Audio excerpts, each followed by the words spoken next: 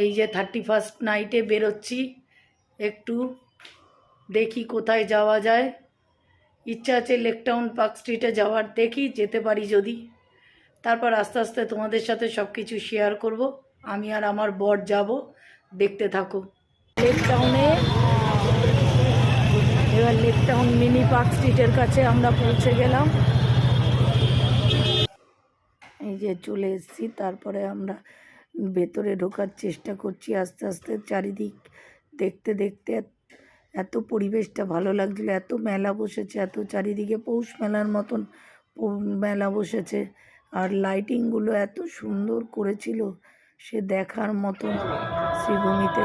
তারপর আমরা চা খেতে এসেছি শ্রীভূমিতে, লেক টাউনে এসেছি। আমার বরের হাতে চায়, একটা আমার, একটা আমাকে দেওয়ার জন্য হাত বাড়াচ্ছে। তারপর আবার একটু ভেতরে ঢুকে মারাদোনার ছবি দেখাচ্ছে, ওই যে স্ট্যাচুটা দাঁড়িয়ে রয়েছে। তারপর ওই যে ক্রিসমাস ট্রিটাও সুন্দর লাগছে, সাজিয়েছে। এই যে সব জিনিস বিক্রি হচ্ছে চারিদিকে, এই যে লাইট দিয়ে সাজিয়েছে, এত সুন্দর লাগছে।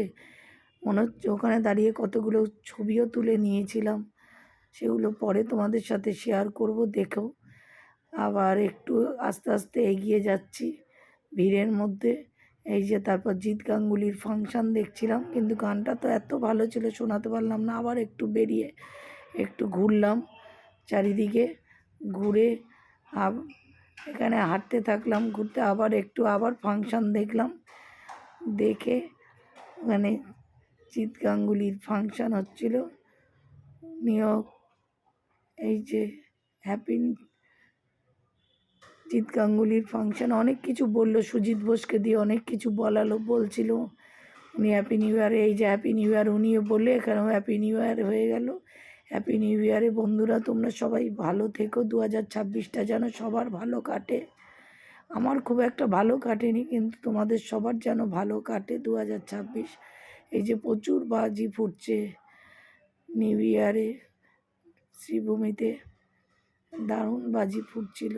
শ্রীভূমিটাকেই মিনি পার্ক স্ট্রিট বলে, আমিও তাই বললাম তোমাদের। দেখো কি সুন্দর সুন্দর বাজি, এত ভালো ভালো দামি দামি বাজি পাড়াচ্ছিল। এই যে এত সুন্দর সুন্দর বাজি পোড়াচ্ছিল, দেখার মতন। এই যে দাঁড়িয়ে দাঁড়িয়ে আমরা খানিকক্ষণ দেখলাম। এই যে তারপরে বাড়ির পথে রওনা দিলাম। দেখে